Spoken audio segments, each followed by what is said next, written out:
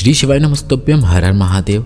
तो आज इस वीडियो को देखने के बाद शिवलिंग पूजा में उठने वाले सभी प्रश्नों का जवाब आपको मिल जाएगा और इसके बाद भी आपके मन में यदि कोई प्रश्न रहता है तो आप हमें कमेंट के जरिए पूछ सकते हैं। तो आज इस वीडियो में आप क्या जानने वाले हैं, सबसे पहले मैं आपको बता दूं, और यह सभी प्रश्नों के जवाब हमने पंडित प्रदीप मिश्रा जी द्वारा कथाओं में बताए गए जवाब के अनुसार ही बताया है, क्योंकि हम भी आपकी तरह उनके बहुत बड़े अनुयायी हैं। इस वीडियो में बताए जाने वाले 10 प्रश्न इस प्रकार हैं जिसके आपको उत्तर मिलने वाले हैं। शिवलिंग पर कहाँ से या किस दिशा पर जल चढ़ाना उचित रहता है? शिवलिंग स्नान पर क्या करें क्या ना करें? शिवलिंग पर जल बैठकर या खड़े होकर कैसे चढ़ाएं? शिवलिंग कितने प्रकार की होती है? शिवलिंग पर बेलपत्र कैसे चढ़ाएं? क्या लड़कियां शिवलिंग पर जल चढ़ा सकती हैं?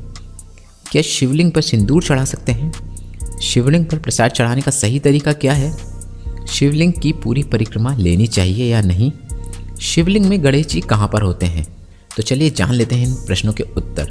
तो सबसे पहला प्रश्न जो था वह था शिवलिंग पर कहाँ से या फिर किस दिशा पर खड़े होकर जल चढ़ाना उचित रहता है।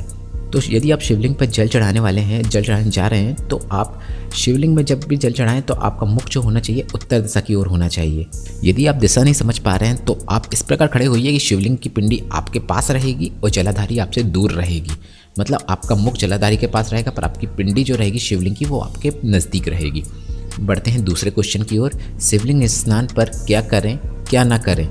तो शिवलिंग का स्नान करते समय पंडित प्रदीप मिश्रा जी बताते हैं कि एक विशेष बात का आपको ध्यान रखना है। शिवलिंग का स्नान कराते समय आपके हाथ में कोई भी धातु नहीं होना चाहिए या फिर आपके नाखून इतने बड़े नहीं होने चाहिए जिससे शिवलिंग को क्षति पहुँचे या शिव भगवान को कष्ट पहुँचे। यदि आप कोई धातु या अंगूठी पहन के उसमें आप शिवलिंग का स्नान करा रहे हैं तो उससे शिव भगवान को कष्ट हो सकता है, तो इस बात का आप जरूर ध्यान रखिए। तो बढ़ते हैं तीसरे प्रश्न की ओर। शिवलिंग पर जल बैठकर या खड़े होकर कैसे चढ़ाएं? तो जब भी आप मंदिर जाते हैं तो आप शिवलिंग 2 प्रकार के देखेंगे। पंडित प्रदीप मिश्रा जी ने अपनी कथाओं में बताया है कि शिवलिंग मंदिरों में मुख्यतः 2 प्रकार की होती है। एक वह शिवलिंग होती है जो सीधे जलाधारी जिसकी जमीन पर स्थापित होती है, वह शक्ति शिवलिंग कहलाती है। तो इस प्रकार की शिवलिंग में आपको हमेशा जल बैठ के ही अर्पित करना है। और दूसरी जो शिवलिंग रहती है वह विष्णु शिवलिंग रहती है। आपकी स्क्रीन में वीडियो में विष्णु शिवलिंग दिख रही है जिसमें जलाधारी के नीचे डमरू टाइप का शेप होता है, डमरू टाइप का आकार रहता है, जिसमें विष्णु भगवान और ब्रह्म देवता दोनों के हस्तकमल रहते हैं। तो यह विष्णु शिवलिंग कहलाती है। तो विष्णु शिवलिंग जो भी रहे, जो डमरू टाइप की शिवलिंग रहे, इस शिवलिंग में आपको हमेशा जल खड़े होकर अर्पित करना है। और खड़े होने में भी आपको एक बात का विशेष ध्यान रखना है कि आपको दोनों पाँव एक साथ चिपका के खड़े नहीं होना है। एक पाँव आगे और एक पाँव पीछे रख के खड़े होकर इसमें आपको जल अर्पित करना है। तो आप समझ गए होंगे कि विष्णु शिवलिंग में आपको खड़े होके और शक्ति शिवलिंग जो ज़मीन पर स्थापित होती है उसमें आपको हमेशा बैठकर जल अर्पित करना है।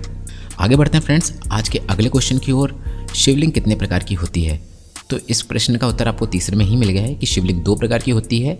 जमीन में स्थापित शिवलिंग को कहते हैं शक्ति शिवलिंग और जो डमरू आकार की शिवलिंग रहती है उसको कहते हैं विष्णु शिवलिंग। आगे बढ़ते हैं अगले प्रश्न की ओर। शिवलिंग पर बेलपत्र कैसे चढ़ाएं? तो शिवलिंग पर बेलपत्र चढ़ाने का तरीका आपकी स्क्रीन में भी दिख रहा है और मैं आपको बता दूं, जब आप बेलपत्र चढ़ाते हैं शिवलिंग पर तो बेलपत्र की जो 2 पत्ती और 1 पत्ती रहती है तो 1 पत्ती आपके साइड होना चाहिए और जो 2 पत्ती है और डंडी है, डंडी हमेशा जलाधारी की ओर रहना चाहिए। बेलपत्र का डंडी का सिरा रहता है वो हमेशा जलाधारी की ओर रहना चाहिए। तो शिवलिंग पर इसी तरीके से बेलपत्र चढ़ाना चाहिए। आगे बढ़ते हैं अगले प्रश्न की ओर। क्या लड़कियां शिवलिंग पर जल चढ़ा सकती हैं? तो इसका उत्तर है हाँ, क्योंकि पंडित प्रदीप मिश्रा जी के अनुसार शिवलिंग पर सभी जल चढ़ा सकते हैं। शिवलिंग पर जल चढ़ाने के लिए किसी को कोई बंदिश नहीं है। तो पंडित प्रदीप मिश्रा जी के अनुसार शिवलिंग पर लड़कियां जल चढ़ा सकती हैं, कोई रोक टोक नहीं है। बढ़ते हैं अगले प्रश्न की ओर। क्या शिवलिंग पर सिंदूर चढ़ा सकते हैं? तो इसका आंसर है नहीं, शिवलिंग पर सिंदूर बिल्कुल नहीं चढ़ाना चाहिए। शिवलिंग पर सिर्फ अष्टगंध चढ़ाना चाहिए। शिवलिंग पर प्रसाद चढ़ाने का सही तरीका क्या है? अब शिवलिंग पर कई लोग प्रसाद चढ़ाते हैं तो शिवलिंग के ऊपर ही वो प्रसाद रख देते हैं, पर एक बात का आपको विशेष तौर पे ध्यान रखना चाहिए। यदि आप शिवलिंग पर कोई प्रसाद रख देते हैं तो वह प्रसाद कोई भी गृहस्थ जीवन वाला व्यक्ति नहीं ले सकता। मतलब वह सिर्फ साधु सन्यासी वाले लोग ही ले सकते हैं। तो ऐसे में वह प्रसाद व्यर्थ हो जाता है। इसलिए आप शिवलिंग पर कभी भी प्रसाद चढ़ाते हैं तो आप प्रसाद को शिवलिंग से थोड़ा सा दूर रख सकते हैं, शिवलिंग के नीचे रख सकते हैं। शिवलिंग की पूरी परिक्रमा लेनी चाहिए या नहीं?